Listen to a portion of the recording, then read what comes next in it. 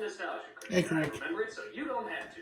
Folks, why is it movies based on video games always seem to suck monkey tits? I mean, think about it. Street Fighter, Mortal Kombat, Super Mario Brothers, even films like The Wizard that just talks about video games always seem to suck. For whatever reason, they're certainly not getting any better. Don't believe me? Then check out the festering elephant puke that Hollywood seems to have entitled Double Dragon. A movie so bad that I can't even come up with a clever analogy to properly describe how bad it is. Well, I'll try. creepy. It's the most shit-smacking, hard-eating, disgusting piece of retro ass I've ever seen in my entire life! Let me say too much. That still doesn't seem to sum up how bad it is. But hell, anyone can talk about it. It's quite a different thing to actually experience it. So, let's take a gander. First of all, a little history. Double Dragon was an arcade game in the 80s that was a simple side-scroller beat-em-up adventure. Nothing too complicated, just beating the shit out of any annoying punk who crossed your path. God bless senseless violence. The game was so popular that they also made a Nintendo version, which is one of the highest-grossing games for the NES. With a game so popular, Hollywood producers quickly put their minds together and came up with the idea to make a movie about it. 7 years later. I mean, come on, by this time you could get Double Dragon in toy dispensers. It's not like this was at the height of its popularity.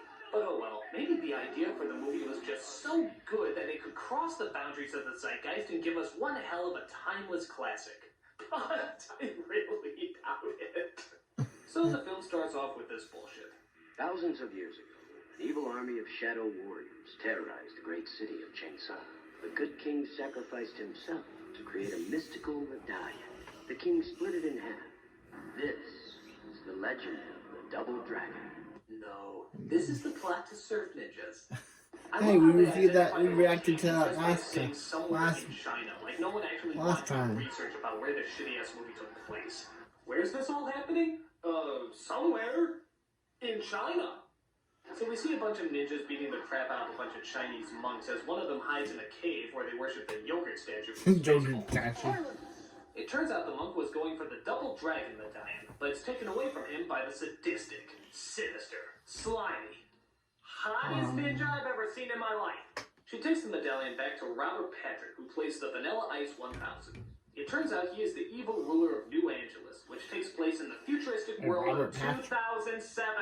Oh yeah, I remember that year, when global warming flooded the entire Earth, nuclear missiles destroyed all the major cities, and then within 1 year's time, we cleaned it all up.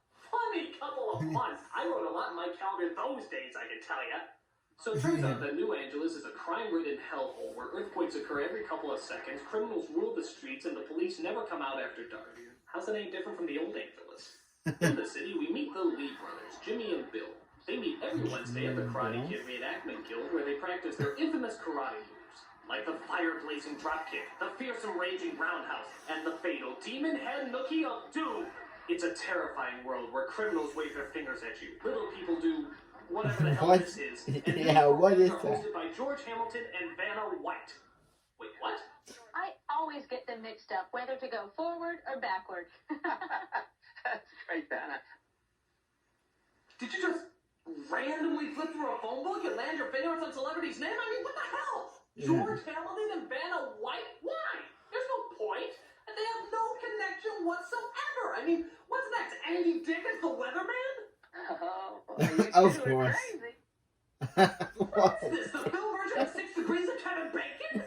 What is this? She held a press conference in Old York today where she said her marriage to Tom Arnold. What is going on? Yes. Don't you just What is going on in this movie? Never become dated. Madonna and Tom Arnold. God, it's like their sensitive writing skills can see into the future.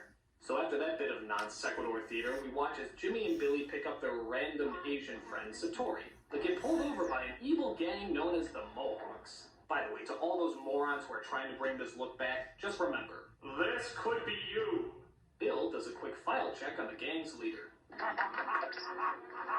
What? Moby Dick over there is Bo of Bobo. Oh, I'm sorry, but, what was up with that mugshot? He's Is that just the new format? He's Maybe all criminals like Tim Curry. had a mugshot like that. We're on the hunt for a big shot in the Like Tim Curry. 1,000 capture special with turns. So the Blowhawks chase our heroes down all throughout the streets of New Angeles. Look at this car. Not one thing about it is original. It's got the fire engine from the Batmobile, the computer from Knight Rider, the design of a Ghostbusters car, and it even runs on Mr. Fusion from Back to the Future. Why don't you just throw in the HAL 9000 while you're at it? Can you guys do it any faster? I'm sorry, Dave, but you're completely hosed. Oh, I get it. Ugly. I'm just a compilement of random violence.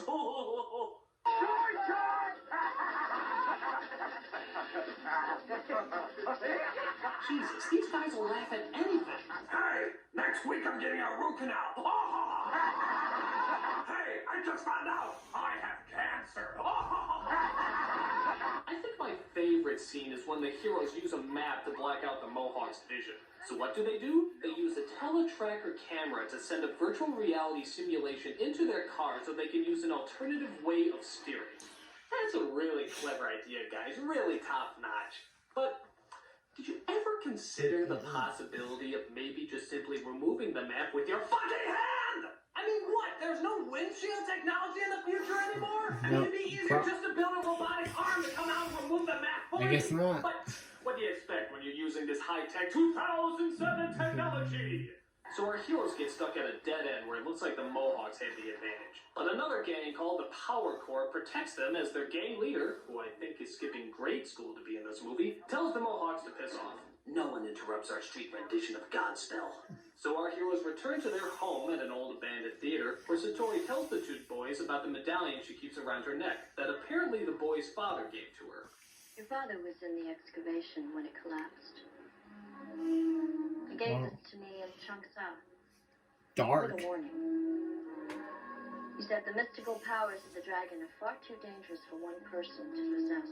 Wasn't the original plot Double Dragon? Someone punches a chick in the stomach and two guys have to go rescue her? What was that story just too What? complex Someone for the punches writers a to girl figure in the stomach and two guys have to rescue her. What is that? What's wrong with that game? Who wishes to get the other half of the Double Dragon medallion. He's joined by two Mexican bellhops and dominatrix Barbie, who help him in his evil plan by visiting the Lee brothers' home. Oh good, punch her in the stomach and take her away, Leah. We're trying to get this movie off the ground. No one has called me Geisman in many years. But like a phoenix rising Yes. from the ashes. I did play Terminator 2. I did play the T-1000 in Terminator 2. It was cool. It was classic. I never saw that. Take it away. I always love how small, round objects always seem to have mystical ass-kicking powers in these movies. Wouldn't they just walk over them? What a head case. What a head case. Oh, come on! There's about 1 million other bad puns you could throw in this fight scene. It's curtains for you. May I sweep you off your feet? Balls in your court. It's time to get pinned. God, even their bad dialogue is bad. I know logically that means that it should be good, but it's not. It's still bad.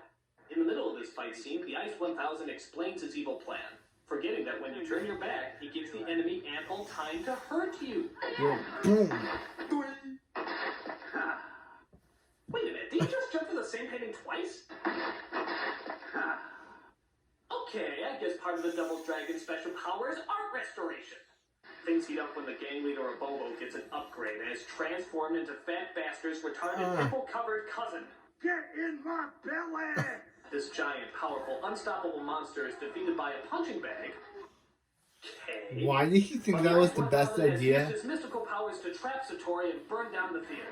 You gotta get Satori free! Oh, jeez, what would MacGyver do in this situation? Well, he would use the curtain in the back to tie together a couple of sandbags and would level out the weight on the other side of the... Or he would just kick the door down. So seriously, they've shown off their fight moves, they've shown Vanilla Ice can turn into a shadow puppet, but when is the story gonna begin? When are they gonna kidnap the woman and... He just turned into Ghost Dad. I'm sick of your stalling, movie. It's time that you do something with that woman. Do something with that woman! Or blow her up. Well, that was harsh. Alas, poor Satori. I hardly knew her. Seriously, I have no idea who she was. Was she their sister, their mother, their friend? What? Well, she's just a smear of ash on the sidewalk now, as the two brothers try to continue on protecting the medallion without her. Jimmy, Satori's gone. Get over it. Satori's gone and there's nothing we can do to bring her back. But she should have told us about the dragon a long time ago. She dumped the whole thing on us as usual. Boy, I hope you didn't write her a eulogy. Unfortunately, they come across another gang who, of course, want to beat the crap out of them. Yeah. They have to fight evil nasties like a Robin Williams mime. What? A yodeling boy in lederhosen. Rick James. I'm Rick James Beyond! And of course, the sinister postman who randomly leaps off of tall buildings for no reason. Why? Maybe this wasn't such a hot idea!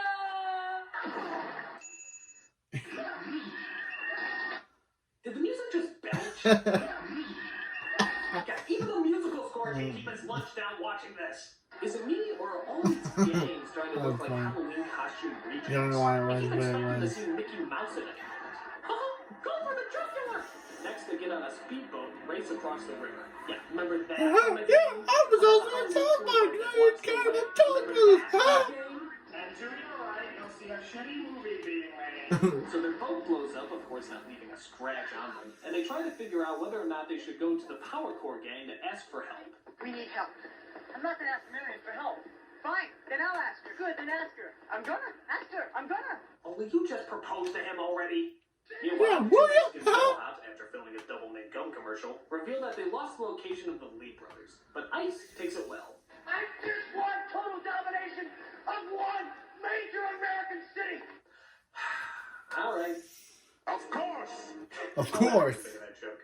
So the Lee brothers find the location of the Power Core, only to find out it's not quite as menacing as they thought it would be. Welcome to Chuck E. Cheese, asshole. What? Kids! It turns out that Power Core is just kids. But on the bright side, they did manage to capture the villain's assistant, Abobo, subjecting him to the horrible torture of feeding him spinach? My special spinach diet. This is like waterboarding by Popeye. Yeah, we're gonna have to give up some of our personal freedoms. But the Ice 1000 breaks into Willy Wonka's torture asylum and tries to get back his half of the medallion. This should be suspenseful, but I can't tell which gang members are supposed to be. foods. These morons are just one idiot short of the village. There's one scene where Power Core's leader is confronted by Dominatrix Barbie. Now we've lost. Oh boy, this is gonna be hot. Nope. Damn it, man, you ruined my hot girl on girl action! I guess we do get a scene where she ties you to a pole with her own whip funnel. You're lucky. Generally, I put people in the hospital. Yes, now cover her in whipped cream and maple syrup. Then dress her up in a sailor's uniform, place her in some clown makeup, make her prance around singing on the good ship Lollipop, and then, wow, I have issues. But the Ice 1000 comes in and possesses Bill's brother, Jimmy. He raises his hand, which somehow silences the chaotic mob, and challenges Billy to either hand over the medallion or watch his brother die. So Billy backs him off into a corner where he threatens to, wait a minute! A double... The Double Dragon arcade game is right behind him? What? That makes no sense! It's How can you make a Double Dragon arcade game movie based on the Double Dragon arcade game if the arcade game is in the background? Has everybody lost their minds? It's like seeing Frodo in J.R.R. Tolkien's Lord of the Rings movies reading the book J.R.R. Tolkien's Lord of the Rings. It makes no sense. The movie's universe should have just imploded. They're just moseying along, saying their dialogue until...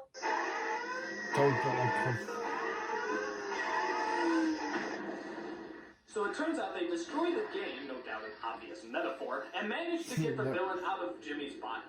Thanks, bro. You gave me back my dignity to do Iron Chef America. But the villain, looking nothing like the T-1000 here, now has both halves of the medallion, giving him the incredible ability to turn into these two guys.